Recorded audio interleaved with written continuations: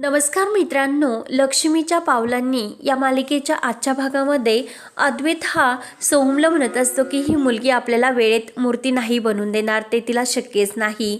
तेव्हा संगीता ही कलाच्या मोबाईलवर फोन करते, तर लगेच अद्वैत म्हणतो की आता ही मुलगी आपला टाईमपास करणार, त्यामुळे सोहम तुला जे काही करायचे ते तू करू शकतो, मी जातो.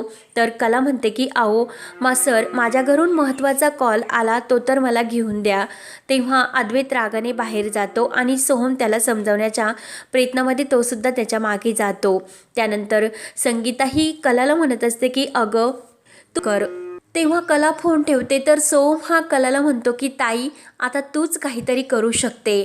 तेव्हा अद्वैत रागाने पुन्हा सोहमकडे येतो. या मुलीच्या हातापाया पडण्याचं काही कारण नाही आणि पैसे फेकल्यानंतर कोणीही आपल्याला ती मूर्ती बनवून देऊ शकतो. येथे असा वेळ घालवण्यापेक्षा आपण दुसऱ्या दुकानामध्ये जाऊयात. म्हणून रागाने अद्वैत हा सोहमला जाण्यासाठी चल म्हणत असतो. तेव्हा कला मनात विचार करते की फक्त आई आणि ताईसाठी मला ह्या माणसाला त्याच्या म्हणण्याप्रमाणे मूर्ती बनवून द्यावे लागेल आणि त्याचं ऐकावेच लागेल. तेव्हा अद्वैत रागाने सोहमला म्हणतो की सोहम चल. तर सोहम हा नाईलाजाने सुद्धा तेथून जायला निघतो. कला विचार करते की आता काय करू आणि याला पासेस मला पाहिजे असे म्हटल्यानंतर त्याचा तो उद्धट भाऊ पुन्हा रागवेल. तो तर चान्सच शोधत असतो की मला वाटेल ते बोलण्यासाठी, परंतु आता मला तर पास मिळवण्यासाठी ही शेवटची संधी आहे, काहीतरी करावेच लागेल. तेव्हा रॉकेट लगेच अद्वैत आणि सोहमला म्हणतो की अरे भावा, कोल्हापुरात तुम्ही कुठेही गेले तरी आमची कलाताई बनवते तशी मूर्ती तुम्हाला नाही मिळणार. तेव्हा सोहम आणि अद्वैत हे थांबतात. रॉकेट म्हणत असतो की कलाताई स्वतःच्या हाताने ती मूर्ती बनवते आणि त्या मूर्तीवर शोभन असे दागिनेसुद्धा देवीचे ती बनवत असते. कितीही करोडो पैसे दिले तरी ते तुम्हाला नाही भेटणार. आमची कलाताई तिच्या पद्धतीने देवीला साडीसुद्धा नेसवते. आमच्या कलाताईंनी बनवलेली मूर्ती ही पावते, कारण कलाताईंनी जी मूर्ती बनवलेली असते त्यात साक्षात देवीचा आशीर्वाद असतो. अद्वैत वळून हा रॉकेटकडे बघत असतो. तेव्हा रॉकेट म्हणतो की हे मी सर्व नाही बोलत, परंतु अख्ख्या कोल्हापूरमध्ये हे सर्वजण सर्वांच्या तोंडातून बोलत असतात. तेव्हा तरीसुद्धा अद्वैत जायला निघतो. सोहम त्याला समजावतो की अरे दादा, आत्ता दुकानात ज्या काही वस्तू मी बघितल्या त्यावरून मला समजते की हिच्यासारखा कुठेच कोल्हापूरमध्ये हा आर्टिस्ट आपल्याला नाही सापडू शकत. तेव्हा अद्वैत आणि सोहम तेथून जायला निघतात. तर कला म्हणते रॉकेट काही झाले तरी मला यांना थांबवावे लागेल. तर रॉकेट म्हणतो की अगं, हे मी मुद्दामून नाही सांगितले त्यांना, परंतु मूर्ती बनवणे एका दिवसाचा खेळ नाही. आणि कला म्हणते की मला ताई आणि आईच्या स्वप्नासाठी ही संधी मला घालवता येणार नाही. आणि कला लगेच सोहम आणि अद्वैतच्या मागे येते आणि त्यांना थांबवून म्हणते की मी तुमची ऑर्डर स्वीकारते, परंतु जे काही आहे ते आपण दुकानामध्ये जाऊन बोलूयात. अद्वैत लगेच रागाने म्हणतो की सोहम, हिला जर मूर्ती बनायची असती तर हिने इतका टाईमपास घेतला नसता आणि ही सर्व आपली गंमत म्हणून उडवण्यासाठी ही सर्व बोलत असेल. सोहम अद्वैतला समजावतो, अरे ती स्वतःहून आपल्याला ही मूर्ती बनवून देण्यासाठी तयार झाली, मग आपलंच काम हे पूर्ण होते. त्यामुळे आता सर्वाचा विचार करण्यापेक्षा आपण आपलं काम करूयात आणि दुकानावर जाऊन ही मूर्ती तिला बनवण्यासाठी सांगूयात. तेव्हा लगेच अद्वैत म्हणतो की आता हिने पटापट ही मूर्ती बनवायला घ्यावी आणि मूर्ती ही मला परफेक्ट हवी असे अद्वैत बोलतो. तेव्हा लगेच कला म्हणत असते की मूर्ती कशी बनवायची हे मी आता बघतेच. तेव्हा कला म्हणते की मी जे काही सांगते ना की मी तुम्हाला हवी तशी तुमच्या म्हणण्याप्रमाणे मूर्ती बनवून देते, परंतु त्यासाठी मला तुमच्या घरी यावे लागेल. तेथील काही माप मला घ्यावे लागतील, मंडपाचा अंदाज घ्यावा लागेल. सोहमला कलाचे म्हणणे पटते, मात्र अद्वैतला राग येत असतो. त्यानंतर इकडे आबा आणि घरातील सर्वजण अद्वैत आणि सोहम येण्याची वाट बघत असतात. तर काकू म्हणते की मुलं अजून आली नाही. तेव्हा सरोज म्हणते की वहिनी येतीलच. त्यावर इकडे कला ही सोहमला म्हणत असते की आपण ही माप घेण्यासाठी तुमच्या घरी निघूयात. तर लगेच सोहम म्हणतो की हो. तर अद्वैत म्हणतो की निघूयात काय, अरे बाकीच्या मूर्त्या तर इथे ती बसून बनवत असते, मग आपलीच मूर्ती ती घरी का बनवते. तेव्हा कला म्हणते की मी तुम्हाला जे काही सांगितले ते तुमच्या लक्षात का आले नाही हो. आणि ती सोहमला म्हणते की तुझ्या भावाला तू समजावून सांग की देवी आईची मूर्ती घडवणे इतके सोपे नसते. मूर्ती बनवण्याच्या विशिष्ट अशा पद्धती असतात. मूर्ती बनवण्या अगोदर त्या मातीची पूजा करावी लागते. तिला नेसवल्या जाणाऱ्या साडीचा अंदाज घ्यावा लागतील आणि तिला जे काही पारंपरिक दागिने चढवतील त्याचासुद्धा मला अंदाज घ्यावा लागेल. सगळे इथे घडणे शक्य नाही, त्यासाठी तुमच्याच घरी जावे लागणार हे तुम्हाला समजत नाही का? तेव्हा सोहमसुद्धा हा लगेच अद्वैतला हे सर्व समजावतो. तेव्हा सोहम लगेच कलाला म्हणतो की ताई चल आपण लगेच निघूयात, आणि लगेच कला म्हणते की हो. तेव्हा लगेच सोहम म्हणतो की ताई तुझे चार्जेस काय असतील ते अगोदर सांग, म्हणजे लगेच आम्ही काही ॲडव्हान्स तुला देऊ शकतो. तेव्हा कला म्हणते की मला या कामाचा काही चार्ज नको, फक्त त्या मोबदल्यात मला उद्या जी काही तुमच्या घरी पूजा आहे ना त्यासाठी लागणारे पास 3 मिळतील का? अद्वैत म्हणतो की काय पासेस वगैरे तुला काही मिळणार नाही, तू जे काही काम करते त्याचा काय ही किंमत होईल ते सांग. इमर्जन्सी चान्स लाव, काही पण लाव, कोणतेही चार्जेस तुला द्यायला तयार आहोत. तेव्हा कला म्हणते की मी जे काही काम करते त्याचा काय मोबदला असणार हे मी ठरवणार, तू ठरवणारा कोण, असे ती रागाने अद्वैतला बोलते.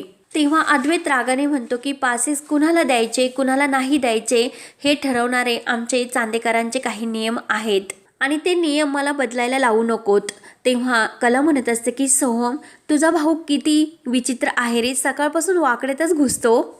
मी तुम्हाला हवी तशी मूर्ती बनवण्यासाठी तुमच्या घरी येण्यासाठी तयार झाले, आणि तुझा हा भाऊ काय म्हणतो तेव्हा जाऊन दे, तुम्ही मला पास देऊ नका, मी सुद्धा तुमची ही मूर्ती नाही बनवून देणार, असे बोलून कला रागाने आपल्या दुकानात जाते. सोहम अद्वैतला म्हणत असतो की अरे दादा ती हवी तशी आपल्याला मूर्ती बनवून देणार, तिच्यासारखी मूर्ती आपल्याला कुठेही मिळणार नाही, तू प्लीज समजून घे.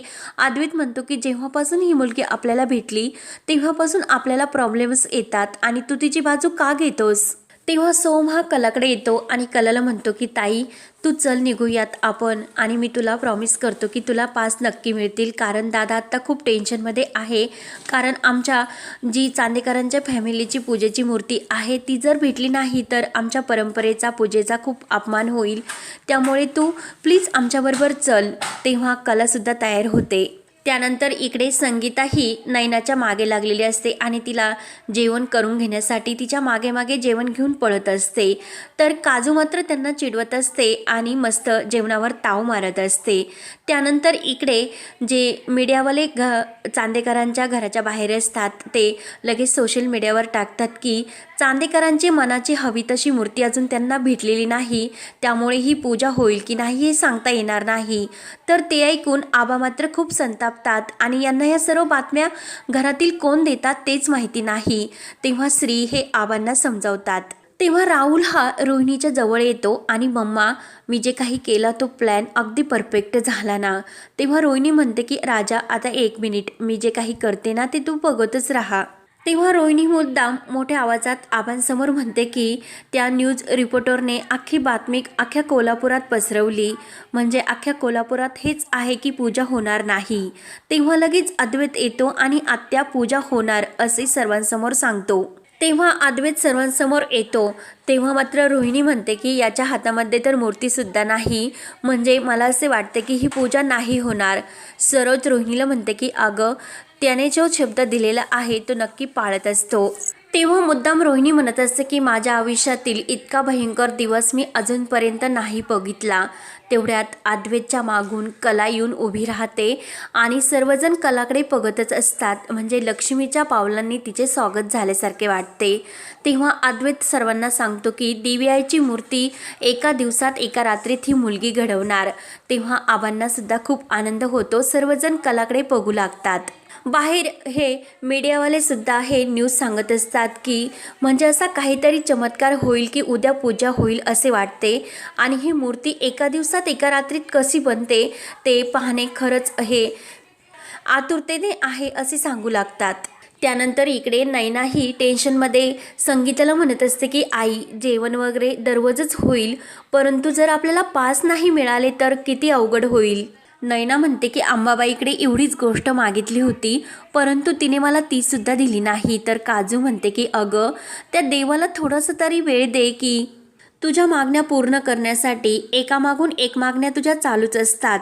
अशा प्रार्थना तू देवाला करत असते, मात्र या काजलला तुझ्या सर्व काही खबरे असतात. तर नैना ही काजलवर धावून जाते. संगीता त्यांना समजावण्याचा प्रयत्न करत असते. त्यानंतर इकडे कलाने मूर्ती बनवण्याची सर्व काही ह्या वस्तू आपल्याजवळ घेतलेल्या असतात आणि ती म्हणते की मला जे काही लागेल सामान वगैरे त्यांना मी कुणाला मागू.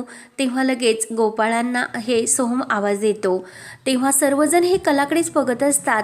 राहुल आणि रोहिणी मात्र कलाची उडवत असतात की हिला हे सर्व जमेल की नाही.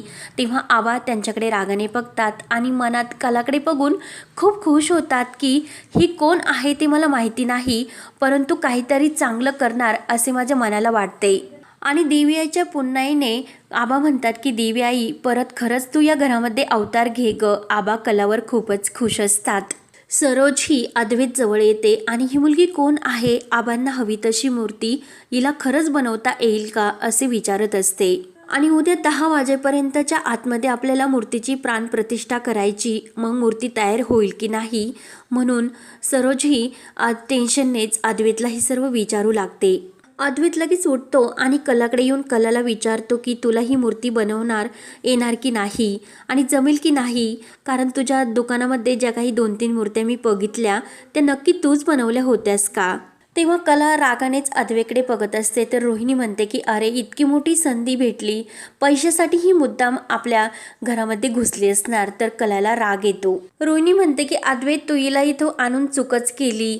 तेव्हा कला रागाने तिच्याकडे बघत असते आणि हा भाग येथे संपतो. पुढील भागामध्ये जी मूर्ती ही कलाने बनवलेली असते ती सुंदर अशी बनवलेली असते आणि तिचे पावलं मात्र त्यावर घरावर उमटलेले असतात.